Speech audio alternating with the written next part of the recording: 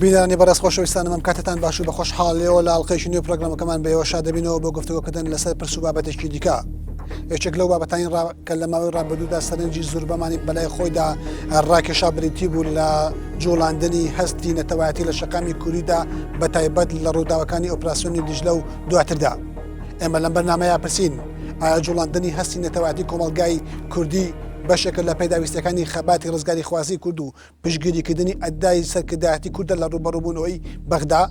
یان بە پێچەوانەوە سیناریۆیەکی پێشوەخت داڕێژرا و بۆ جوڵاندنی هەستی نەتەوایەتی بوونی هەیە و بە شێوەی جیاواز ئەو سۆزە نەتەوایەتی خەڵک بۆ بەرژەوەندی جیاواز بەکاردەهێنرێت. ئێمە دەپرسین ئەو مەترسیانەی کە لەسەر هەرێمی کوردستان لەلایەن ناوەندەوە دروست بووە ئەنجامی بوونی مەیلی تەماعکاری خۆسەپێنی بەغدایە یان بەشێکی گەورەی دەکەوێتە سەر هەڵەوکەم تەرخەمەکانی سەرکردایەتی کورد. ئایا گۆڕینی ناوچە دابراوەکان یا دابرێنراوەکان بە ناوچە کوردستانەکانی دەرەوەی هەرێم مخالەفەیەکی دەستوری نییە؟ ئەگەر مخالەفەیەکی دەستوریە کورد چۆن دەتوانێت داوای جێبەجێکردنی دەستور لە بەغدا بکە لە کاتێکە خۆی مخالەفەی دەکا و ئەگەر مخالەفەی دەستوریش نییە چۆن و بە چ شێوەیەک تا ئێستا بەکار نەهێنراوە؟ بۆ گفتوگۆکردن لەسەر ئەم بابەتە و ژمارەیەک پرس و بابەتی پەیوەست بەمە میوانداری هەرێک لە بەڕێزان بێستون محەممەد ساڵح پارێزەر و عەبدوڕەزاق عەلی ڕۆژنامەنووسمان کردووە خراپنی هەموو لایەکتانەکەم. کاک عەبدوڕەزاق یەکێک لەو پرسانەی کە لەم ماوەیە ئەخوێنرایەوە ئەویش ئەوەیە کە جوڵاندنی هەستی نەتەوایەتی و هەیەجانێکی قەومی و بۆیە کورد لە ژێر مەترسیەکی گەورایە بەوە لێکدرایەوە کە ئەمە سیناریۆیەکی پێشوەختی دوو حیزبی دەسڵاتدارە و بەتایبەت پارتی وێکێتی کە جونگە سەرکیەکانی حکومڕانیان بەدەستەوەی لە وڵاتە نەک هاوسۆزبوونی خەڵک بێ لەگەڵ سەرکردایەتی سیاسی کورد و هاوسۆزبوونی خەڵک بێ بۆ ڕوبەڕووبوونەوەی بەخاو هەستکردن بێ بە مەترسیەکان. وەڵامی بەڕێزت چی بەسەرەوە؟ سوپاس دەکەم. جارێ بمبورە کاک تۆ لە پێشەکە و ئێستا ژوتەوە مەسەلەی جوڵاندن ئەگەر بیکەم بە عەرەبی تەحریک یان بۆ خۆی جوڵاوە یعنی ئەوە بۆ خۆی دوو مانای جیاوازی هەیە تۆ بیجوڵێنی یا بۆ خۆی جوڵاوە بە من پێم وایە جوڵانە نەک جوڵاندنە ئەوە یەک دوو ئەوەی کە وەڵامیان پرسیارەتەوە ئەوە نییە کە من متعاطفم لەگەڵ پارتی یایەکێتیان ئەوەیە کە شێوازی میدیا لە کوردستان و ئەو ئەمرازانەی کە کار لەسەر و شیاری و سۆزی خەڵکەکان کاریگەری هەیە لەسەر بەڵام میدیا بە تەئکید میدیا کە کاتێک ئێستا کە بوو تۆ باسی ئەم مەسەلەیەکەین ئەم مەسەلەیە ئەگەر لەبەر هەر سەبەبێک لەبیر خەڵک چوو بێتەوە ئێستا دێتەوە یادی کە ئەمە ئۆپراسیۆنێکی و ئەزمەیەکی لە عێراق و یعنی تۆ میدیا ئیشی ئەوەیە نەگوروژاندن مەبەستم جوڵاندن و بیرخستنەوەی خەڵکو و ژیاندانی ینی ژیانی خەڵک لەناو ئەزمەیەگان ناو کێشەیەەکە ببوورە ینی من ئەوە ئەوکو ڕێیش خۆمتم. دوو بۆ ئەوەی کە وەڵامی دروستمان دەستکەوێت بۆ ئەم مەسەلەیە ئەو من نیم کە قەرارەیەم ئایا ئەوە سیناریۆیانە ئەوە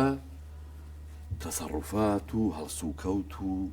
وەکو ئەڵێن تەحەڕوشات و ئەو سوپا و ئەو قسانەیە کە سەرۆکوزێرانی عێراق نوری مالیکی کە ئەو مؤتەمەری سەحافیەکانێتی سیاسەتەکانێتی جێبەجێنەکردنی دەستورە جێبەجێنەکردنی مادەی 140 جێبەجێنەکردنی مادەی پێشمەرگەیە جێبەجێنەکردنی مادەی قانونی غاز و نەوتەوە پێداوەرە بە هەموو ینی بیان و گرتنە بە میزانی کوردستان و هەر تەحەڕوشاتە بە کوردستان و دوای ئەوە لە هەمووی مهمتر تهدیدکردنی کوردستانە بە شەڕی کورد و عەرەب کە لەبیرت دەچێت لە ساڵی 1921ەوە کە دەوڵەتی عێراق دامەزراوە هیچ ڕئیسێک بە سەدام حوسێنیشەوە سەدام حوسێن ئەنفالی ئەکردین بەس تهدیدەوەی نەکردین کە بڵێ وەڵا من عەرەبەکەم بەگشتانە یعنی بمامە بۆ ئەو زاوی کە ئێمە شەڕە سیاسیەکانمان یعنی زاع سیاسی و ملانە سیاسیەکانمان بکەین بە شەڕی قەومی ئەوەی کە دەلیلە بۆ ئەوەی کە ئایا ئەمە جوڵاندنە ئەمە سیناریۆی پارتی وێچێتیە یان بەڵێ بەغدایە کە نیازی خراپە وەکوتم سیاستەکانی نوری مالیکی دووەم ئەو دەبابانەیە کە لە دەوری کەرکووچیان گرتووە ئەو دەبابانەیە کە هێنایە سەر خانەقین ئەو دەبابانەیە کە هێنایە سەر قەرەتەپە ئەو دەبابانەیە کە بردێتە سەر زومار و شنگال و ڕێقەتع کردووە و خەڵگەوێ بە شەو مەنعەتە جەولە لە بینی شنگال و دۆوەکە. کاک عەبدوڕەزاق بسیارێک بەڵێ بەڕێز بابەکر زێباری کە سوپا سالاری عێراقە و لە ڕووی ئینتیمای سیاسیشەوە سەر بە پارتی دیموکراتی کوردستانە لە لێدوانێکە ئەڵێ من هیچ دوودڵی و نیگەرانیەکم نییە لەو ئۆپەراسیۆنانەی دژلە و لە بدنی دەبابە ئەوانە و بە هیچ شێوەیەکیش گولەیەک بەرامبەر بە کورد ناتەقێ ئەم قسەیە چۆن دەکرێت ئەگەر ئەم مەترسیانە مەترسی واقعە تۆ بە من بڵێ بەڕێز بابەکر زێبانی کە سەرۆک ئەرکانی ماڵبێت سوپاسالاری جێشی عێراقا پێی وایە کە ئەو مەسلەیە ئەو قیادی قواتی دیجلە و نازام چی ئەوە ئەتیادیە نەخێوانیە من ئەتوانم بڵێم ئایا ئەو قسەی لە شەوتووە قەت باوەڕ ناکەم بەڕێز بابەکر زێباری وتوێتی تشکیلکردنی تشکیلکردنی قیادی قوات دقی لە دوانەکەیم لەلایەن ئەتوانم بڵێ حەزەکەم بۆم خوێنی حەزم بزانم بڵێ سەرۆکی ئەرکانی سوپای عێراق ئاماژە بەوە دەکات ناکۆژیەکانی هەرێم و بەغدا پێکدادانی چەکداری لە ناکەوێتەوە پێشی وایە دەکرێت ئەو کێشانە لە ڕێگەی گفتوگۆ چارەسەر بکرێت هەروەها دەڵێ هیچ دوو دڵ نیم لە ئاڵۆزبوونی کێشەکانی نێوان هەرێم و بەغدا بەس نەیوتووە کارێکی باشیان کردو کە قیادی قواتی دیجلە ئەوە من ئەم مەقتەعی قسەم لەسەرێتی ئەجینا ئەوە وەکو زابتێکی با هەرە باڵای ناوجێشی عێراقی خۆ ناکرێ بڵێ وەڵی من حەزەکەم شەڕ بێ وتەمە ناشقا شەڕ بێ بۆچی یەک کەس لە ئێمە و لە منەوە تا تۆ تاکە بێسون تا هەر کوردێک تا هەر عێراقیەک ئەوانەی کە یەک تۆز خەمی وڵاتیان بێ یەک تۆز خەمی ئەو فەقیر هەژارەی وڵاتیان بێ خەمی ئەمنیەتی خەڵکیان بێ خەمینانی خەڵکیان بێ لە خەمیەوان بێ بە شەڕ یعنی من کە ئێستا ئەو قساناکەم قەت تەمەنا ناکەم جارێکیکە لە هەموو عێراق فیشەکێ بتەقێت بەڵام تخوا ببوورە با فکرەکەم بگەێنم ئەوەی کە دوای پرسیارەکەی تۆ هاتەوە ئەو دەبابانەیە کە لە خانەقینەوە تا شنگال و زومەر نوری مالکی هێناونی و تهدیدیان پێەکە و تهدیدی زۆر وازحیش تهدیدی شەڕ کورد و عەرەبمان زۆر سپاس کاک بەستون تۆ لە نووسینێک تا لە خوێندنەوەی ڕەوشی ئاڵۆزیەکانی ئەم دوایە و ئۆپراسیۆنەکانی دژلەیە ئەڵێیت ئەو ژاوە تەنها بۆ دەرخستنی ماتەوزی هەردوو لایە و یادێکی مەکشوفە و زیاتریش ئەوە ئەڵەی ئەرزی ئەزەڵاتە بۆ پاراستنی پێگە و دەسەڵاتی دو حیزب ئەم خوێندنەوەی ئەم تێگەشتە لەکوێیە لە کاتێکا دەبابەکان هاتوونتە خانەقین و هاتوونەتە زومار و هاتوونتە هەموو ناوچە جێناکۆکەکان بەڵێ سەرەتا من ئەو بۆ چوونە لەوە وەستراڵەگرێ بەڕاستی خۆی ئێستا منطقەکە ناوچەکەی ئێمە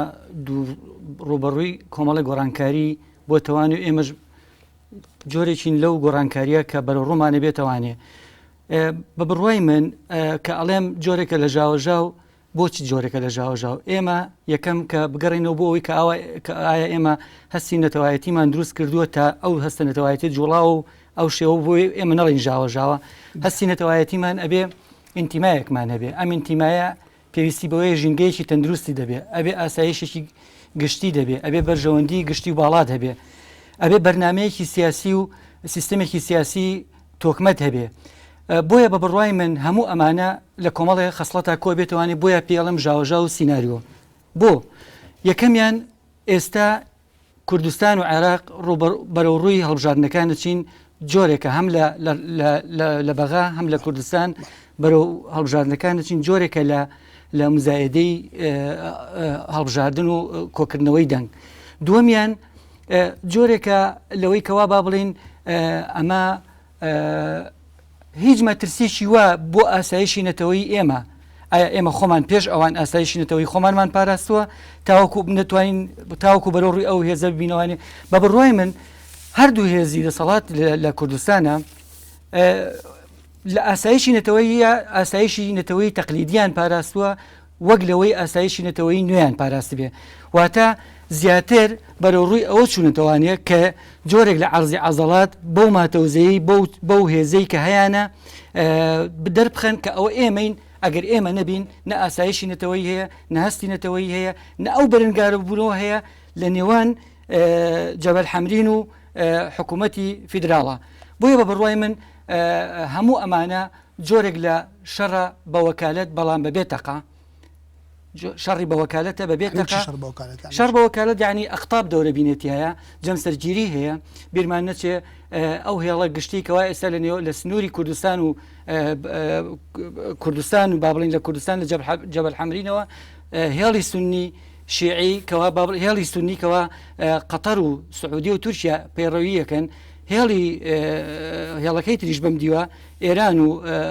هیلالی شیعی پەیڕەوی یەکەن بۆیە بە بڕوای من جۆرێک لە جەمسەرگیری و قوتببندی هەیە ئێستا بمانێ و نەمانەوێ سەرڕای ئەوەی کەوا هێزەکانیش وەکو چین وەکو رووسیا وەکو ئەمریکا و هاوپەیمانەکانی بۆ سەر لە نوێ دابەشبوونەوەی بەرنامە و استراتیژی هەم سامانی بەڵام کاک بستون جیاواز لەمانەی کە هاوکێشە هەرێمیەکان هەر چۆنێک بێ جیاواز لەوەی کە ئەو دۆخەیکە لە بۆ هەڵبژاردن دێتە پێشەوە هەر چۆنە بێ ئەوە ئینکاری لە ناکرێت کە سوپایەکە توتە ناوچەدا بڕاوەکان و ئەم سوپایە ڕۆژانە ئیهانەی کوردی ئەو ناوچەیەکە دەریانەکە مافەکانیان لێزەوتەکە چه حقێک بەوە هەیە بڵین بۆ خەڵک هاوسۆز نەبێت لەبەرەوەی ئەمە سیناریۆیە و ئەمە ئەرزی عەزەڵاتە. باشە پرسیارەکە ئەوەیە بۆ ناکشێنەوە لە بەغا بۆ من لە نووسینێک ماڵم با هەر 50 پەرلەمانەکە و پەرلەمانتارەکەی کورد و لە ئەدای تەنفیزیە کە با بڵین جێگرەکەی و لە پەرلەمانیشە بابێنەوە خێمەیە گەڵڕێن هەمومانەشینە جەبەل حەمرین ئەو کاتە هەستینەتەوایەتی زیاترە بێ بەڵام کاتێکە پرسیارەکە لێرە ئەوەیە دووفاخەکە لێرە ئەوەیە تۆ کە لە بەغا ناکشەیتەوە ئەی چۆن باز لە ئەو مەترسیانەکەی لە شوایە مەترسیەکان بۆیە بە بڕوای من تا ئەو مەترسیانە کاتێکە بێ کە کشانەوە بێ کە کشانەوە بوو هەستینەتەوایەتی و ئینتیمات زۆر سپاس کاک عەبدوڕەزاق کۆمەڵێک شتمان پێڵێ یەکەم شت پێمانەڵێ نیشاندانی دەسڵاتێکە کە ئەم دوو هێزە خەتەنها خۆیان بە پارێزەری کورد و ئەمنی قەومی کورد لە قەڵەمبەن و ئەمەش پەیوەندی بە مەسەلەی هەڵبژاردنەوەیە دووەمیش ئەو پرسیارەکە ئەگەر مەترسێک ئەوەنە جدیە کورد لە بەغا چیەکە خەم من لەوەی دووەمەوە دەست پێ یەکەم ئەوەی کە ئێمە لە بەغا بکشێنەوە یا بینەوە یا بڕۆین ئەوە بە تەسەووری من ئەوە قەرارێکی زۆر استراتیجیە ئەبێ ئیجماعیشی نیشتیمانی لەسەر بێ کە تۆ ئیتر دەست لە بەغدا و لە عێراق بشۆیت و ئەبێ خۆشیانەڵێن ئەبێ ئەساسێکی هەبێ تۆ هەموو خەڵکی کوردستان یەک بن هەموو حیزبەکان یەک بن خیتابی ساسی یەک بێ و ئامادەبی بۆ ئەوەی کە بڵێ کاکەجان وەک وەڵێن عێراق تەلاق بێ کێشی ناکە کاک عەبدوڵڕەزاق کێشی ناکە کێ ماڵی کوردی یەک ناکە ماڵی کورد ئێستا ماڵی کورد خەریکە یەکە بێت تۆ گومانی خەیتە سەر تۆ گومانی خەیتە سەر و لە چیە یەکە ئەو پێشمەگانەی کە ئەو سنووریان بۆ کوردستان گرتووە کە ئەچن محافظە لە کەرکووک و لە خانەقین و لە ژنگال و لە مەخمور و لە زومار و لە شوێنەکانی تری کوردستانەکەن ئەو هەستەنەوەیە ئەو بەرژەوەندی گشتیە کە هەمومان پاڵمان پێوانێ برا کاک بێستون خوا بمبورە من قسەکەم بە تۆ نەبڕی ئەوە لایەنێکی پرسیارەکە کە ئایا بۆ لە بەغا ناکشینەوە کشانەوە لە بەغا ئەبێ ئیجماعێکی نیشتیمانی لەسەر بێ و تەسەورەکەم ئەو ئیجماع نیشتیمانیە ئەبێ کاتێک بێ کە تۆ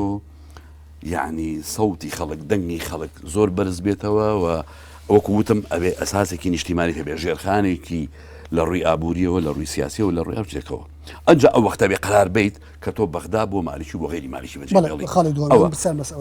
خاڵی دووهم ببوورە من ببوورە خاڵی دووهم نازانم چکە ینی ئەو باسی جەم سەرگیری و ئەو لای کرد ینی من جارێ من لە حەزم هەیە لەسەر ئەو مەسەلەی جەمجوری قەتەر و تورکیا و سعودیە و ئێران لەم لاوە من نازانمەوە چێ ئێستا ئەو جەم سەرگیریە مهم ئەوەیە کورد کە باسە کراکە پارتی لەلایەکە و یەکێتی لەلایەکە و گۆڕان لەلایەکە و ئیسلامیەکان لەلایەکەن ئێستا کورد هەمووی ئیجماعێکی لەسەرە ئیجماعێکی ئەقل لەها ئیجماعێکی نەزەری ئەو پەرلەمانتارانەمان هەیە کە لەوێن پێشمەرەکانمان لە یەک سەنگەرن خەڵکی کوردستان پرسیارێکت دەکەم من مەسەلەی کشانەوە لە بەغا بچێکە لە بابەتەکانی تری مناقەشە و دێمەوە سەری بەڵام پرسیارێک بەسەرەوەکەم ئەگەر مەسەلەی ڕوبەڕووبوونەوەی بەغا و ناوچەدا بڕاوەکان بریتی نیە لە خۆنمایشکردنێکی پارتی وێچێتی لەو ناوچانەیە بۆ لە باتی هێزێکە میلدارن بە حیزب هێزێکی نیشتیمانی سوپایکی یەکگرتووی نیشتیمانی بە پێی موالید و بە پێی ئینتیمای نیشتیمانی تەجدید ناکا و ڕێکی بخاو بەرگری لە سوپای کورد لە خاچ کوردستان بکە یەکەم بە حکمی ئەو یعنی کەمی تەجربەکە و بە حکمی هەندێک کێشەکە لە ماوەی ئەم 20 ساڵات ناوت کوردستانەوە بمانەوە و نەمانەوێ ئەو دانان ینی سوپایەکی نیشتیمانی مؤسسەیەکی زۆر باڵای وڵاتە هەمومان خۆمان لەخوانەکەین ئەزانین و وەزعی کوردستان چۆن بوو چەند ساڵ بە چەند مەشاکیلی هەبووە ئەسڵەن کوردستان نەگەشت سەر ئەوەی کە من نامەوێت پەرێزی پارتیۆکی تێپاکەمەوە بۆی کە بۆچی سوپایەکیان دانەمەزرانەوە بەڵام لەبیرت نەچێ ئەو سوپایی کە هەموو سنوورەکانی بۆ ئێمە گرتووە لەژێر سەرکردایەتی وەزیری پێشمەرگەی کوردستان چۆتە ئەوێ وەزیری پێشمەرگەی کوردستانیش لە حیزبێکی معەنە و مەسئولی پێشمەرگەکانی با بڵین ئەندامی مەکتەبی سیاسی نیشتیمانی کوردستانە مەسئولی هەموو ئەو هێزانەیە و تحریکی ئەو جوڵاندنی ئەو هێزانەیە و لە ڕێی عسکەریانەوە مەسئولی هەموو ئەو جەبهانەیە کە لە کاتێکە نیوەی جەبهەکان ڕەنگە نیوەی پێشمەرگەی پارتی بێت. لەبەر ئەوە تۆ ئێستا بڵێ ئێستارەم ئێستا کە ئەو کێشەیە هەیە وڵا ئێستا دەی بە پەلەپەل دانیشە سوپایەکی نیشتیمانی دروستکە سوپای نیشتیمانی پرۆسێسێکە کە من وەکو ئێڵێمەوە من نامەوێت پەرێزی پارتیۆکی پاکەمەوە خۆزگە لە ساڵی 92 کە حکوومەتمان لامەدان سوپایە گرتوەکەمان کێشەی بەسەرانە هاتایە و شەڕی ناوخۆ دروست نەبووە ئەو کێشانەی بەدوایەوە نەهاتایە ئەو سوپایە گرتووە بمایەتەوە ئێستا سوپایەکی منەظەمتر و نیشتیمانیتر و شوێنی ئەم بەڵام ئێستا لە بیرمان نەچێ ئەو سوپایە جا ئەگەر یەکگرتو بێ یەکگرتو نەبێ هی پارتی ویچێتی بێ پارتیویچێتی نەبێ بەعکسەوە من پێم وایە ئێستا پارتیویچێتی بێ شانازی بە خۆیانەوە بکەن پێشمەکانی پارتیویچێتی بە شانازی بکەن کە کوردستانە پارێزن. زۆر سپاس بە تەقدیرەوە سەیریان بکەن. زۆر سپاس کاک بەستون پرسیارەکەی قسەکەی کاک عەبدوڕەزاق ئەمەی خوارەوەیە یەکەمیان ئەوەیە کە ڕاستە نەکراوە بەڵام ئەلومەرجێک نەهێشت و پاساوی خۆی ئێستاشی لەگەڵا بێ سوپایەکی نظامیە لەبەرەوەی لەژێر فەرمانداری وەزیری پێشمەرگەی حکوومەت هێرێمی کوردستانایە و بە شەرعێتێکی حکومی و ئەوەی هەیە. کاک ئومێجان ئەبێ ئێمە ئەوە لە یاد نەکەین لە کوردستانە فەوزایەکی نەزەری فەوزای عارمە پێڕەوە کرێ هەر کاتێ ئەم دەسەڵاتە گەیشتبێتە تینی ئیدارەدانی بە قەیران کردووە ئێستا تەزدیری قەیرانەکانی خۆی لە هەرێمەوە بۆ ناوەند ئەبا ناتوانێت چارەسەری کێشەکانی ئێرە بکە فەرمونون دەیان لیژنەی چاکسازی دروستکرا پرۆژەی چاکسازی لیژنەی سەرۆکایەتی هەرێم دروستکرا ئۆپۆزیسیۆن چەندین پرۆژەی چاکسازیایە فەرمونون لە ماوەی 20 مانگا چی کراوە لە بەرەوەی ئێرە پەردەپۆشی قەیرانەکانی ئێرە بکرێ یەکسەر هەستی نەتەوەی بەرزە بێتەوە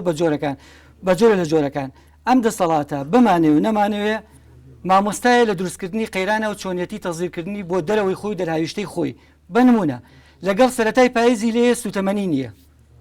ڕۆژانە ئەو هەموو تەنکەرە ئەڕوا کارەبا نییە ئێستا ئەوە کاک عەبدوڕەزاق خۆی ئەڵێ شانازیە بۆ پارتیویچێتی ئەی بۆ شانازی نەبێ بۆ هەموو کورد ئێمە باس لە ئینتیماکەین ئینتیما بە سوپایەکی یەکگرتو دروست دەبێ کە هەموو هێزا و بەشەکانی تیابێت کە هەموو ئەوانە تیابێت تۆ داوای ئەوە کە ئیجماعێکی نیشتیمانیە بێ فەرموو کاک عەبدوڕەزاق بزوتنەوەی گۆڕان ئەو بەرنامەیەکی داڕش کە ئەو هەموو مەسەلەی تیابووکەوە چۆن بتوانین دەستەیەشی نیشتیمانی پێک بێنین ڕوبەڕووی بەغابینەوانێ بۆ یەکی لە خاڵەکانی پەیڕەو نەکرا بۆ لە پەرلەمان مەرجع نەبێ بۆ لە شەو ڕۆژێکا سێنە ڕاگەیاندرا و بگۆڕێت ئەمە ئەگەر ناوێکی بێ ئەوەیە کە ئێمە نەدیدمان هەیە نە پەیاممان هەیە نە بەرنامەمان هەیە نە استراتیژی دوورمەودامان هەیە و نە سیاسەتێکی حەکیمانە و ڕێکمانەیە کە بتوانین ئاسایشی نەتەوەی خۆمانی تیا بەرجەستە بکەین و بتوانین ئەو دەوڵەتەی کەوا پارتی ئێستا یەکێ لە پرسەکانی ئەوەیە کە پارتی ئێستا باز لە دەوڵەتی کوردیە کات و یەکێکە لەو پرسانی کە بۆی ئەڕوا لە بەرامبەر یا بزوتنەوەی گۆڕان پرسێکی بە بۆچوونی خۆم بزوتنەوەی گۆڕانیش پرسی دەوڵەتی دیموکراتیەکە نەپارتی توانیوێتی ئەو پرسە نەتەوەیە بۆ دەوڵەتی سربەخۆی کوردی پێکبێنێ و نەگۆڕانیش توانیوێتی ئەو دەوڵەتە دیموکراتی پێکبێنێ بۆ چونکە هەردووچیان بە جۆرە لە جۆرەکان لە بزوتنەوەی کۆمەڵایەتی باشە کاک بێستون ئەو قسەی تۆ کە ئەڵێ دەسەڵاتی کوردی دەسەڵاتی دروستکردنی قەیرانە پرسیارەکەی من ئەوەیە کوێی ئەو سۆزەنەتەوەیە کە دروست بوو بۆ ئەو دۆخەی هاتە پێش و کوێی ئەمە دروستکردنی قەیران بوو کوێی ئۆپراسیۆنەکانی دیژە دروستکردنی قەیرانە بۆ تەزدیری قەیرانە کوردستان لە بازنەی قەیرانایە کاکە کوردستان لە بازنەی قەیرانایە لە 92 تا ئێستا ئێمە ئەمانتوانی دەوڵەت بین دەوڵەت کاگە ئومێجان دەوڵەت خۆرەوە نییە تۆ خاک و نیشتیمان دەبێت تۆ ئەبێ ئینتیما دەبێت تۆ ئەبێ سیستەمی سیاسی دەبێت تۆ ئەبێ ڕای گشتی وەرگری تۆ ئەبێ سیستەمی جیاکردنەوەی دەسەڵاتەکانی دەبێ لێرە قەزا حزب دەستی تێوەرداوە ئەنجومەنی وەزیران پرس و مەرجع نییە پەرلەمان شەرعیەتی هەیە کە ڕقابە و چاودێری و تەشریعی قەوانینە هیچ خوێنەوەی بۆ ناکرێ هەموو دەسەڵاتەکان کۆکراوەتەوانێت لە پرۆژە دەستوری هەرێمە ئەوە دیارە لە یاسای سەرۆکایەتی ژمارەیەکی زۆر بورە یەکەم ئەو مەسەلەی کاکبێستون باسەکە کە گوایە دەسەڵات لە کوردستانە ئەوێت تەزدیری ئەزمە بکە ئەوە دیوی ئەم قسەیە پەرێزپاکردنەوەی مالکیە، یعنی ئەوە ئێمەین شەڕ بە مالکیە فرۆشین، ئەوە ئێمەین ئەچین لەبەروی کە داوای کردبووکەکەین شەڕ بە مالکیە فرۆشین، ئەوە ئێمەین مادام ینی سوورین لەسەر ئەوەی کە خانەقین بپارێزین و خەڵکی خانەقین بپارێزین ئێمەین شەڕە فرۆشین. من پەرێزی مالیشی تۆ بەم نەڵێ تەزیری ئەزمە تۆ بکشەوە با من نەڵێم تەزیری ئەزمەیە بکشەوە بۆ کوردستان ناوماڵی خۆت ڕێکە دەنگە جیاوازەکان یەکان نەک ئێستا تۆ بە شانوباوی بڵێ پێشمەرگەی یەکێتی و پارتیە نەخێت پێشمەرگەی کوردستانە ئێمە ئەو سوپایەمانەوێت. من پەرێزی مالیشی پاک ناکەمەوە نووسینەکانم شاید حاڵی ئەوەن کە من چی بە مالیکی ئەڵێم من پەرێزی مالیشی پاک ئەوە پەرێزی مالیشی پاکاتەوە کە لە من دەستایەتی. ئەگە قسەم پێ من قسە بەتوانە ڕێکاک دەست ئەخ تۆڵی پەرێزی مالیشی بەڵێ کە تاسەر ئێسقان نەتەوە پەرستم چۆن پەرێزی مالیکی پاکەیتەوە کاتێک گەڵی پارتی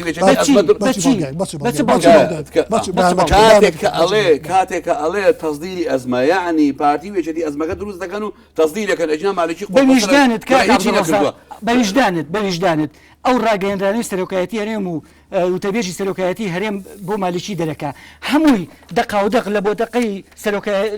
بۆ دەقەی دەسەڵاتی کوردیا وجودی نییە کە ئەڵێ مالیشی وایە دیکتاتۆرە وایە هەمووی نییە نازانم تۆ جارێ تۆ دانیشتوی بەرامبەر پرسیارم لێکەیان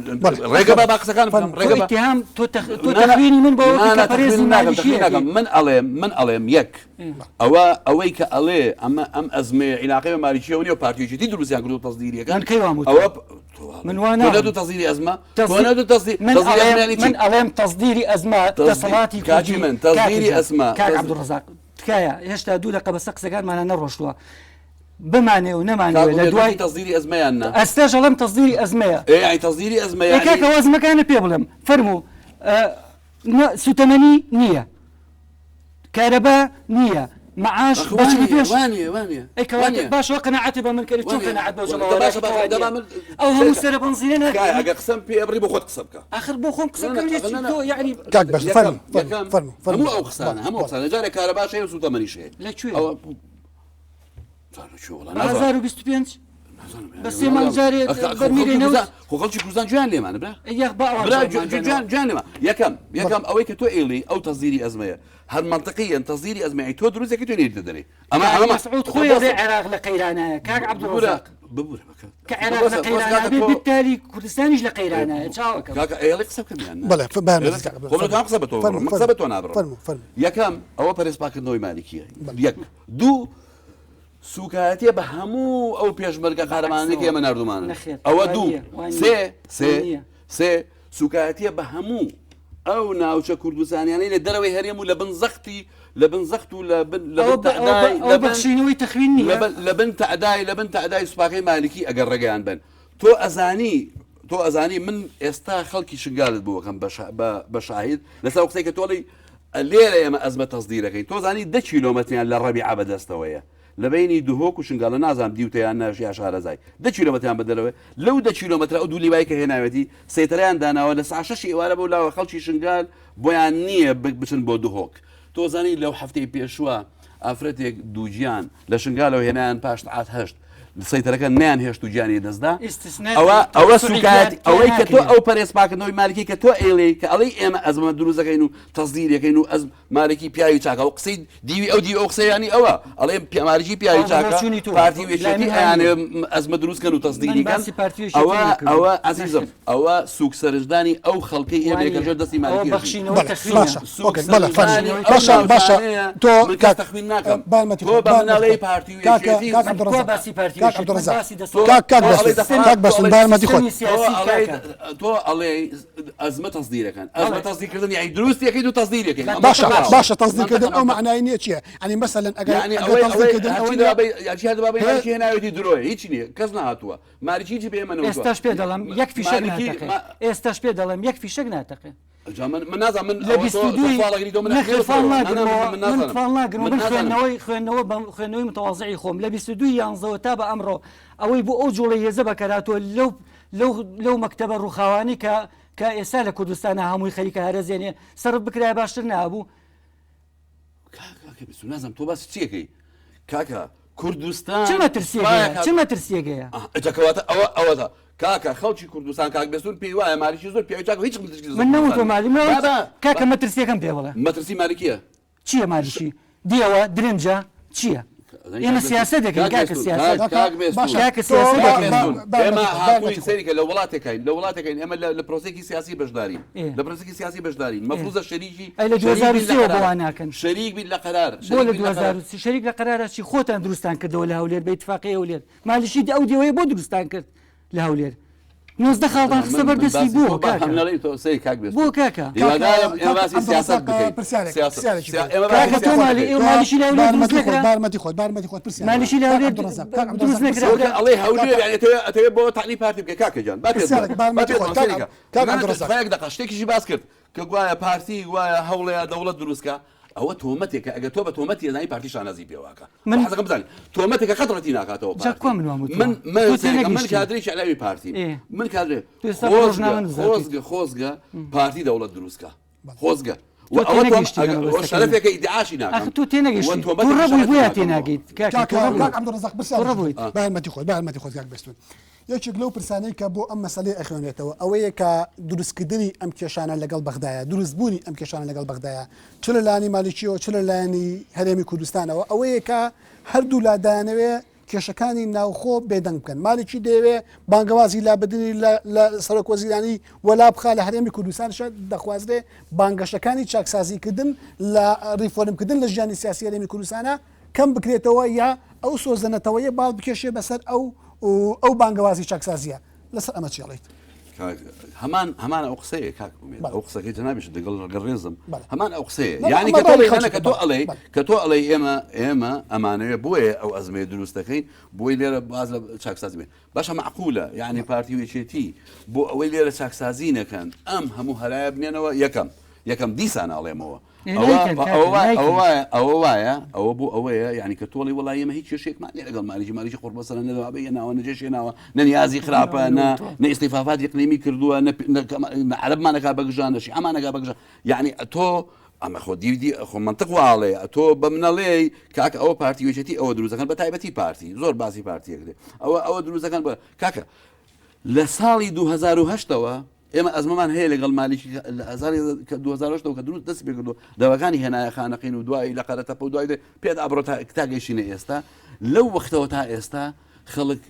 1 ملیۆن بەس مانشێت نووسراوە ئەمە کێشەی بینی بارزانی و مالیکیە ئەگەر ئەم کێشەیە کە ئێستا بینی بارزانی مالیکیە من ئەڵێم بارزانی ئەو تۆمەتە شانازی پێوەکە تۆمەتی نازانێت ئەگەر خەڵک پێی وایە ئەگەر پێی باڵێ ئەوە تۆمەتێکە بەڵام یعنی من پێ دەڵێم هەر گومانێک لەوەی کە پارتی وێکی دێزیان لە ئەزمەیە هەیە ئەوە پەرێزپاکردنەوەی زۆر سپاس کاک بەستون ئێمە سەرنجی کردارەکانی مالیکی بین پێتوانێت شتێکی ترمان پێێت جگە لە تەزیری ئەزمە مالکی لە ماوەی ڕابردوودا بە هەزاران زوباتی جێشی بەعسی گەڕانەوە ناو سوپا بە هەزاران بەپی ئەو راپۆرتانەی کە لە بەردەستدا و باس دەکرێت بە هەزاران کادری حیزبەکەی خۆی خستۆتە ناو دەستگای مخابرات و دەستگا جیاوازەکانی دەسڵاتدارەتی عێراقیەوە کۆمەڵێک هەنگاوی ناوە لە ناوچە تعریبکراوەکان بۆ بە عەدەبکردنی زیاتری ئەو منتیقەیە هەموو ئەمانە پێمان ناڵێ مالکی کار لەسەر بیناکردنی مۆدلێکی تری دیکتاتورێت ئەکا لە عێراقا و پێویستە بە هەموو ئیمکاناتێکمانەوە کورد شەڕی بکات بۆ نەگەڕانەوەی دیکتاتورێت لە عێراقا بەر لە وەڵامی و پرسیارەبێتەوە ناوبڕێکمان هەوو دوای بەرداوامە بین خۆشەویستانم پرۆگرامەکەمان بەرداوامە بەڵام دوای ئەم ناوبڕە ئەوەی ئازیزیش دوای ئەم ناوبڕە ئەتوانن لە ڕێگەی ژمارەی تەلەفۆنی 6 و پەیوەندیمان بکەن و ڕاوسەرنج و پێشنیاری خۆتان بگەێنن بینەری پرۆگرامەکەمان بن.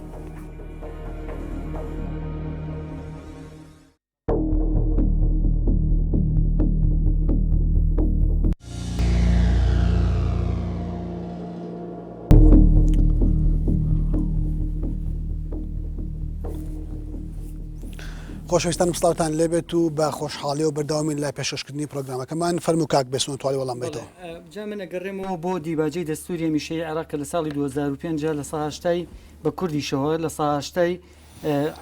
عێراقیەکان دەنگی پێدراوە لە دوادێڕیا ئەڵێ التیزام بەم دەستورە پارێزگاریکردنی عێراق و یەکپارچەیی ئەپارێزێ لە ڕووی گەل و ئەرز و سەروەریەوە باشە کە مالیشیەوەکە ئەوە تەواکەوات التیزامی بە دەستورەوە نەکرێت ئەتر ناچمە ناو تەفاسیلی دەستورەوە دوای ئێوە کە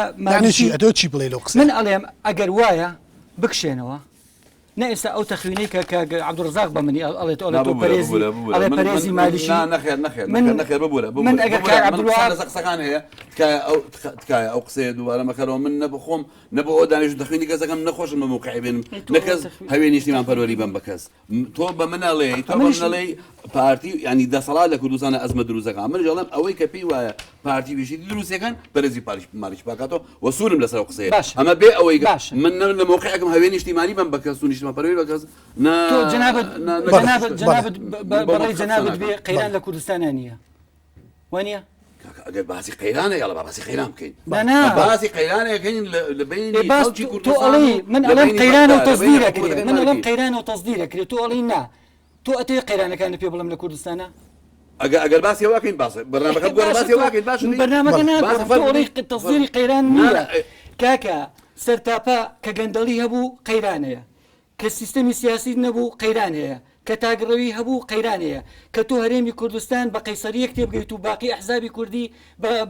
بە کرێچی تێبگەی قەیرانەیە کە تۆ نەتوانی دەستەبەری ئاسایش بۆ هەرێمەکە بکەی قەیرانەیە کە تۆ نەتوانی بەرژەوەندی گشتی بپارێزی قەیرانەیە کە تۆ نەتوانی مەرجەعی نیشتیمانی دەبێ قەیرانەیە کە تۆ نەتوانی ڕای گشتی وەرگری قەیرانەیە کاک عەبدوڕەزاق جەنابی سەرۆکی هەرێم بڕیارەکانی ژمارە 23 24 25 26 دەرکردووە بێجگە لە گەڕانەوەی بودجێ ئەحزابی کوردی لەو چوار بڕیارە پێم بڵێ ئەگەر ئەمە قەیرانیە دەسەڵاتی جێبەجێکردن لە کوردستانە کامی جێبەجێ کرد بەڵێ زۆر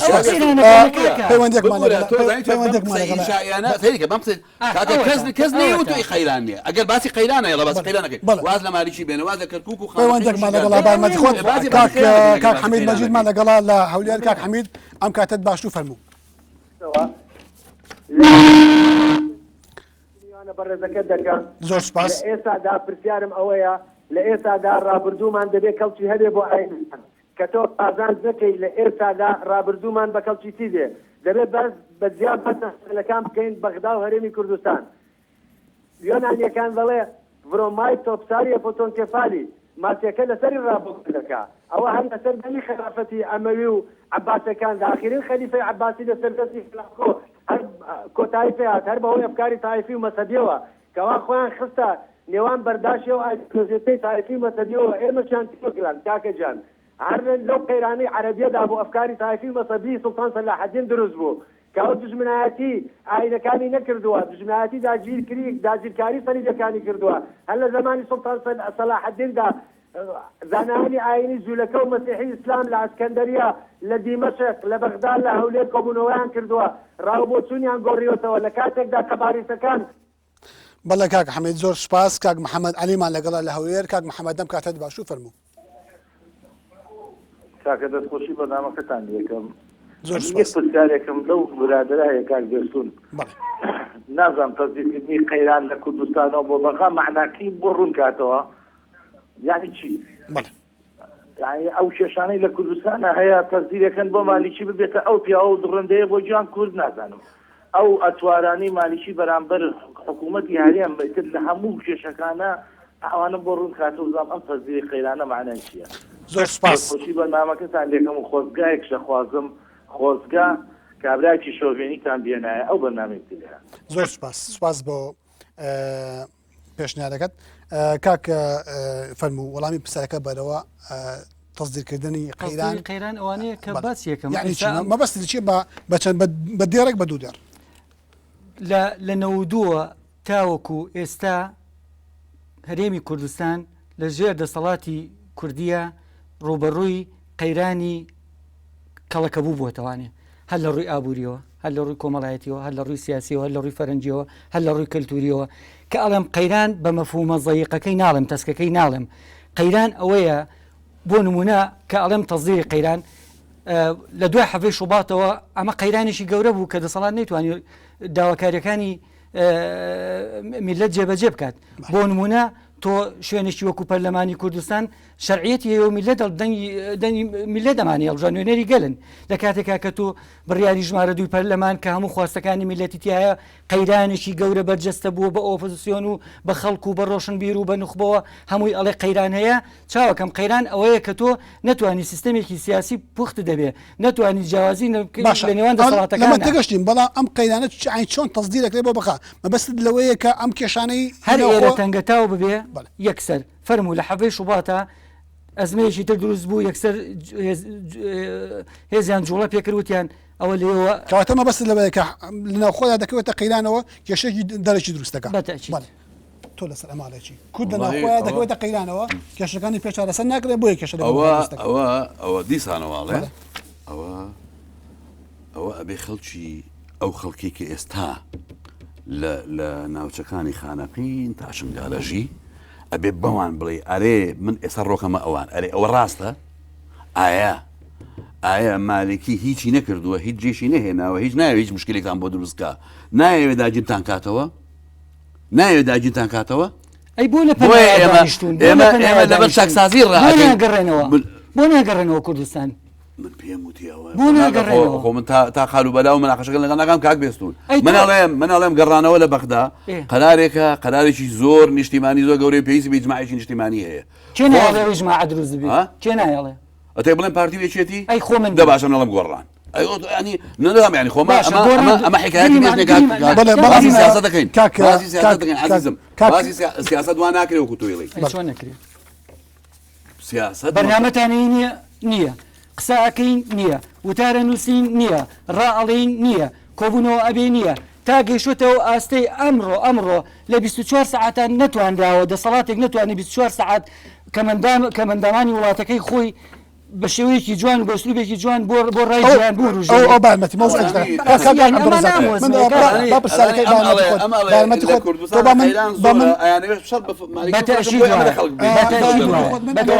ئەوە خەڵکی خانەقین تا شنگەڵ جوای بیتەوە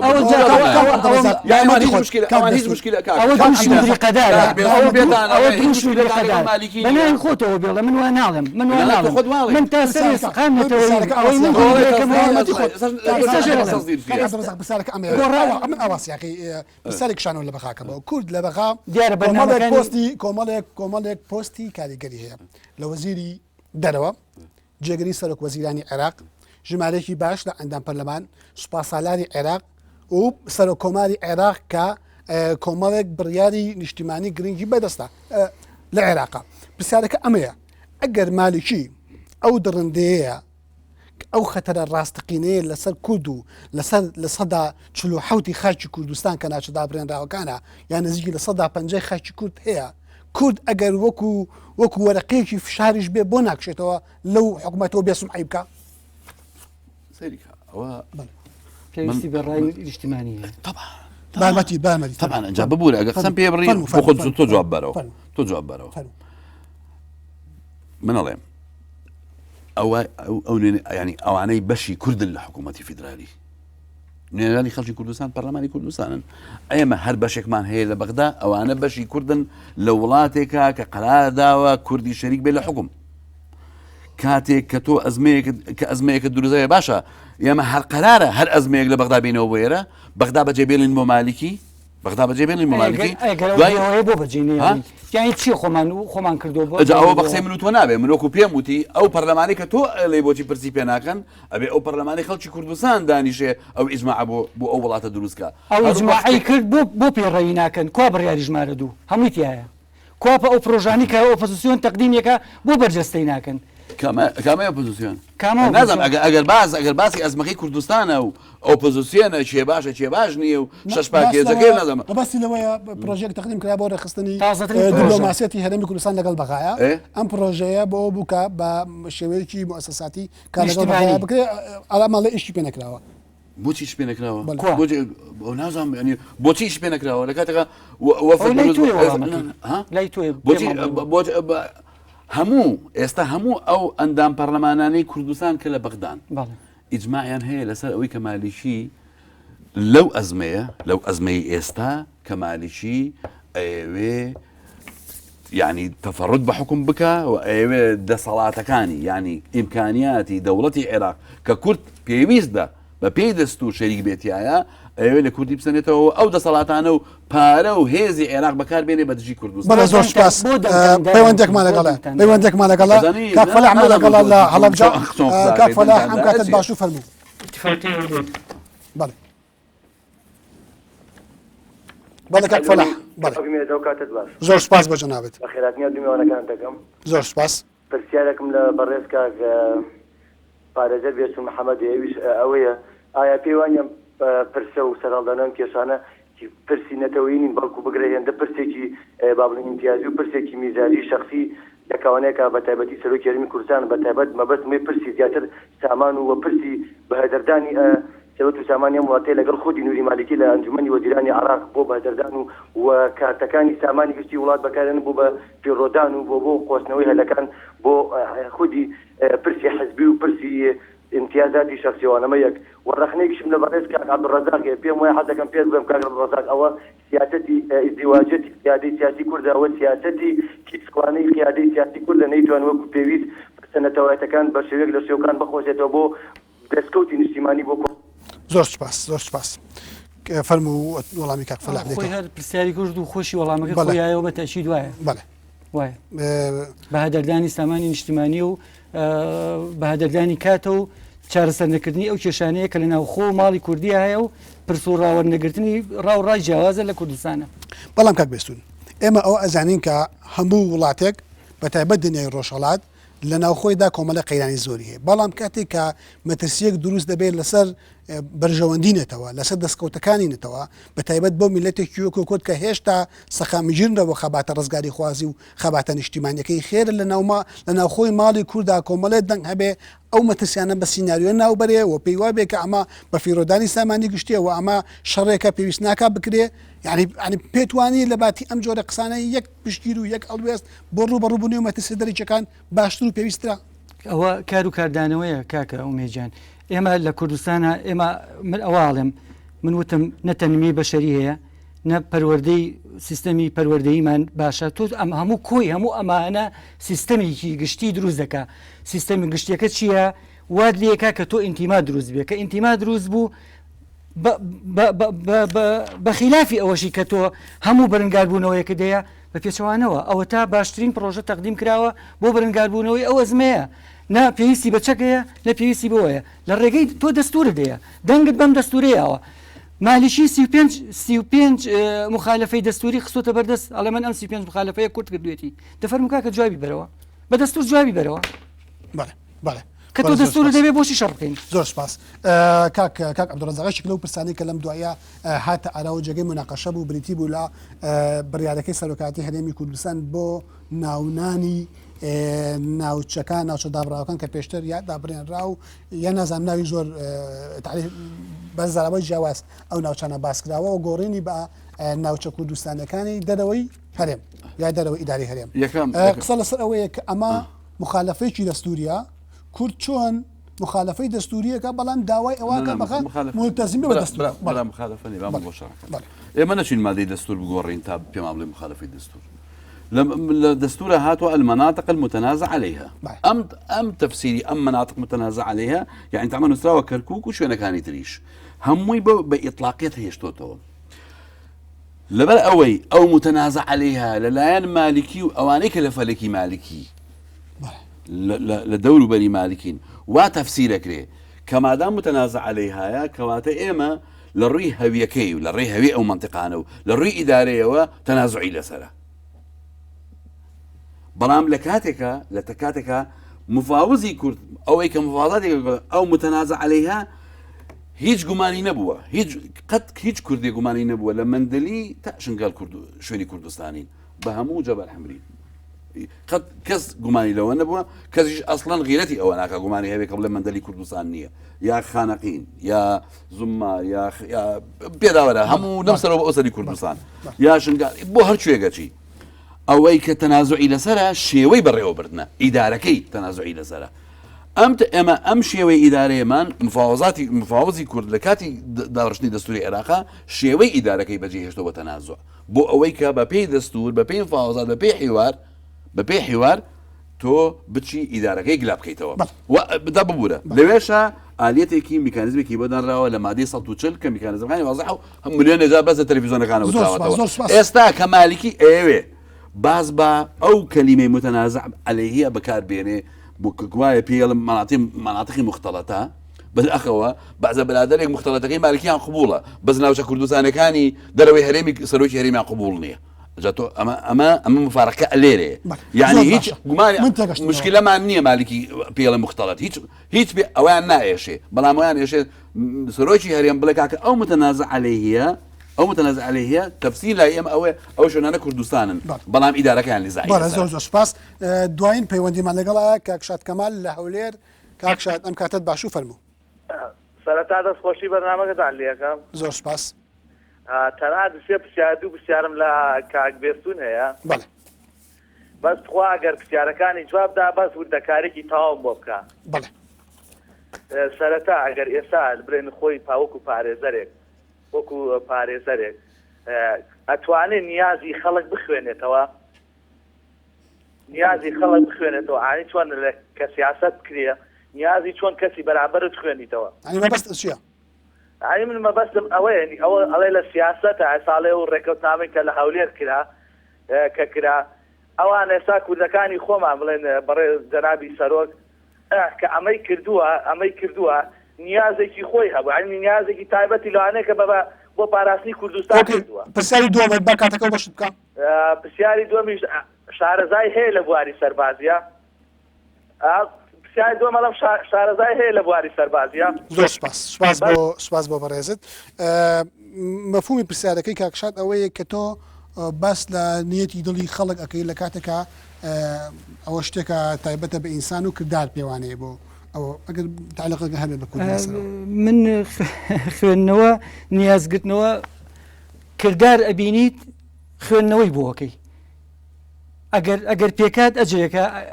دوو ئەجر ئەگەرنەوە پێکە ئەجرێکە خوێندنەوەی منیش بۆ ئەوەیە ئێمە خۆمان مالیشیمان دروست کردوتەوانێ بە ئیتفاقیە و لێر ئەوە لەسەر مەسەلەی ناوچە کوردستانەکانی دەرەوەی هەرێم ئەو دەستەواژەیە تا چەند دەستەواژەیە کە تەبایە لەگەڵ دەستوری عێراقیە و ڕخنەی ئەوە ئەجرێ کە ئێوە ناوچە مختلطەکانتان پێ قبوڵی مالیشی بەڵام هی ئەو ناوچانە مخالفەت بەڕاینەوە دوو نقطابێ باسکەن یەکەمیان ناو گرنگ نییە ناوەڕۆک مویمە بیگۆڕیت دووەمیش ئەمە هەمووی کار و کاردانەوەیە سێمیش مالکی بە نووسین نەیوتووە بە شەفاعات وتوێتی بەڵام ئێمە جەنابی سەرۆکی هەرێم بە ڕاگەیەندراوێک بە بڕیاری ژمارە 26 ئەمەی گوتووە کە ئەمە خەرقێکی دەستورە و ئەکرێ ئیجراعاتی لەگەڵ بکرێت بەڵام کە ناکرێ ئەتر ئەوە شتێکی ترە زۆر سپاس کاتی بەنامەکەم کۆتای دوایین قسە و دوایین جملەی خۆتم بیت بەڵێ وەڵا هەر لە پرسیاری و برادرەوە لە بواری سەربازیە نەوەڵام من لە بواری سەربازیە هیچ وەکو ئەوەی کە بڵێم بواری سەربازی خوێندنەوەی سەربازی وەکو استراتیژێتی سەربازیش خوێندنەوەم هەیە بۆ ئەژناوەکەوەی کە بڵێم عسکەری وڵای من اقتراحەکەم کاک بێستم چێ داوایە لەسەر سەرۆکی هێرم قەیدکە شکاتی لێ بکا بڵێ بۆچی ئەو ناوچانە بە کوردستان ناوە بێت چ لە محکەمەی دەستوری لە بەغا شکاتی لێ تۆڵێ خەڵکێکی دەستوریە ئەبێ لێ پێش خەرقەکە من ناڵێم من پێش نیازەکەم تۆ بچی شکاتی لێ بکەی لە محکەمەی عادی لە بەغا نازانم تۆواڵێ ئەوانەی کە شەڕ بە وەکالە دەکرد من ناچم ئەوەی جەنابی سەرۆکی شەڕ بۆ کوردستان ئەبێ پرۆژەکانی خەڵکی کوردستان بەڵێ زۆر سپاس کوچیەکان و خانەخینەکان و شنگەلش خەڵکی کوردستان ئەگەر تۆ بە کوردیان نازانێت خەڵکی کوردستانن ناوماڵی کورد ناوماڵی کورد شنگاریش ناوماڵی کوردە کەرکووکیش ناوماڵی کوردە خانەقەیش ناوماڵی کوردەتان لێبوو گفتوگۆکردن و سەبارەت بە سۆزی لە تەبایەتی کوردی کەلام ماوەی دوایە بروژێنرا بە میوانداری هەرێک لە بەڕێزان عەبدوڵڕەزاق عەلی ڕۆژنامەنووس و بێستون محەممەد ساڵح پارێزەر بە ئومێدی ئەوەی جێگەی سەرنجی ئێوە بێت و زۆر سپاس تام کاتە بینەری پرۆگرامەکەمە من سپاس بە هەردوو میوانی ئازیز تا میوانەری بەرنامەکە ئێمان قبول کرد و زۆر سپاسان دەکەم زۆر سپاس.